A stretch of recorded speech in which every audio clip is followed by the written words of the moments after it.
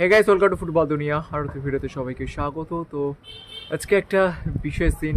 আজকে স্বামী বিবেকানন্দের 172তম জন্মদিন, যিনি বলে গিয়েছিলেন playing football is much more better than reciting Gita, অর্থাৎ ফুটবল খেলা গীতা পাঠের থেকে অনেক অনেক গুরুত্বপূর্ণ।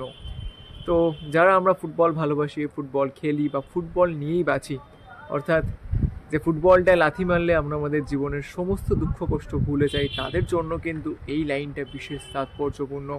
তো আজকে স্বামী বিবেকানন্দের জন্মদিনে ফুটবল দুনিয়া ফ্যামিলির সকলের তরফ থেকে অনেক অনেক শ্রদ্ধার্ঘ্য।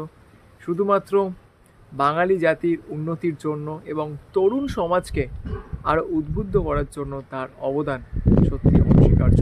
যাই হোক, চলো আজকের যে ব্যাপারগুলো দিয়ে শুরু করব। প্রথমেই একটা কনফার্ম ট্রান্সফার আপডেট তোমাদেরকে দিচ্ছি। ভিপি সোয়ের, যাকে ইস্ট বেঙ্গল মোটামুটি ছেড়ে দেবে বলেই ঠিক করেছিল। একবার তারা হায়দ্রাবাদ এফসির সঙ্গে নিখিল পূজারিকে নেয়ার জন্য ভিপি সোয়েরের একটা সোয়াপ ডিল অফার করেছিল, কিন্তু শেষ পর্যন্ত সেই ডিলটা হয় না। এই মুহূর্তে যেটা লেটেস্ট আপডেট, ভিপি সোয়েরকে কিন্তু ইস্ট বেঙ্গল জামশেদপুর এফসিতে লোনে ছেড়ে দিয়েছে। অর্থাৎ এই সিজনের বাকি সময়টা কিন্তু ভিপি সোয়ের জামশেদপুর এফসিতে তার পুরনো কোচ খালিদ জামিলের তত্ত্বাবধানেই কিন্তু খেলবে। এর আগে ইস্ট বেঙ্গল মোবাসির রহমানকে ছেড়ে দিয়েছিল, সেই তালিকায় কিন্তু যোগ হলো আরও এক ভারতীয় ফুটবলার।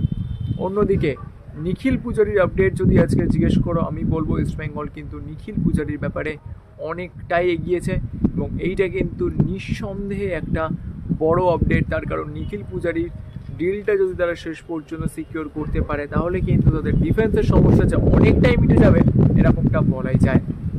অন্যদিকে মোহনবাগানের সঙ্গে কিন্তু আইএফের একটা মারাত্মক বিরোধ কিন্তু ইতিমধ্যেই বেড়ে গিয়েছে। তোমরা জানোই আইএফএ অর্থাৎ বাংলার ফুটবলের নিয়ামক সংস্থা, তারা যে কি করে, মানে তাদের পুরো সিস্টেমটাই কীরকম যেন একটা অগোছালো এবং অদ্ভুতভাবে তাদের যে রেজিস্ট্রেশন প্রক্রিয়াটা রয়েছে এবং ফিক্সারের প্রক্রিয়াটা রয়েছে, সেটা পুরোটাই একটা মেসআপ এবং মানে সোজা কথা আমরা যেটাকে বলি বাওয়ালি দেওয়ার মতো ব্যাপার। তো যাই হোক, মোহনবাগান সুপার জায়ান্ট তারা কিন্তু ইস্ট বেঙ্গলের বিরুদ্ধে দল নামায়নি, সেই কারণে তাদের 3 পয়েন্ট কেটে নেওয়া হয়েছে।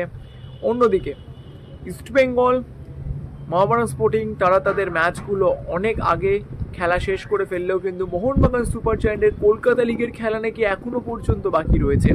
হ্যাঁ, এইরকমটা মানে শুনতে অদ্ভুত লাগলেও কিন্তু সত্যি হয়েছে। তো এই নিয়ে মোহনবাগান সচিব দেবাশিস দত্তবাবু তিনি কিন্তু আইএফএ সচিব অনির্বাণ দত্তকে আবারও চিঠি দিয়েছেন এবং জানতে চেয়েছেন তাদের দুটো ম্যাচ কবে দেওয়া হবে। কিন্তু আইএফএর একটা অদ্ভুত যুক্তি সামনে এসেছে। ওনারা বলছেন যে ডায়মন্ড হারবার এফসি এবং খিদিরপুর এফসি তারা নাকি সুপার সিক্সের সূচি তৈরি হওয়ার আগেই বলেছিল তারা খেলবে না। তো এইবার স্বাভাবিকভাবেই মোহনবাগানের তরফ থেকে একটা প্রশ্ন তোলা হয়েছে, তো এইটা তাদেরকে কেন জানানো হয়নি? তখন আইএফএর যুক্তি দেওয়া হচ্ছে, আইএফএ সংবিধানে যদি কোনো দল বলে সূচি তৈরির আগে তারা খেলবে না, তখন তাদের কোনো পয়েন্ট কাটা যাওয়ার ব্যাপার থাকে না এবং সেটা নাকি অন্যান্য দলগুলোকে জানাতেও হয় না। মানে অদ্ভুত একটা সংস্থা আর অদ্ভুত তার সংবিধান, সত্যি কথা বলতে গেলে। তো অন্যান্য দলগুলো প্র্যাকটিস করবে, তারা জানবে যে তাদের খেলা থাকবে, তো স্বাভাবিকভাবে সূচি তৈরি হবে, খেলা থাকবে। কেউ যখন কোনো টুর্নামেন্টের নেক্সট রাউন্ডে কোয়ালিফাই করে, এটাই তারা ভেবে নেয়। কিন্তু অদ্ভুতভাবে তাদেরকে জানানোই হবে না যে কারা পার্টিসিপেট করছে না। এ এক অদ্ভুত ব্যাপার। এবং এর সঙ্গে সঙ্গে মোহনবাগান সুপার জায়ান্টের একটা বকেয়া টাকাও রয়েছে আইএফের তরফ থেকে। তো সেই ব্যাপারটা নিয়ে এই মুহূর্তে কিন্তু ডামাডোল পুরো চরমে পৌঁছেছে। তো দেখা যাক এই ডামাডোল কোথায় গিয়ে থামে। তার কারণ মোহনবাগান সুপার জায়ান্টের সঙ্গে আইএফের এই দ্বৈরথ কিন্তু নতুন নয়। তো যাই হোক, চলো এই আপডেটগুলো তোমাদের সঙ্গে শেয়ার করেছিল। যদি ভিডিওটা ভালো লাগে তাহলে লাইক করে দিও, আর মনে করো আমার চ্যানেলকে সাবস্ক্রাইব করতে ভুলো না, কারণ সবসময় তোমরা সাবস্ক্রাইব করলেই আরও ভালো ভিডিও বানানোর মোটিভেশন পাওয়া যায়। তো চলো এখন তোমাদের এই পর্যন্ত দেখা হচ্ছে পরের ভিডিওতে।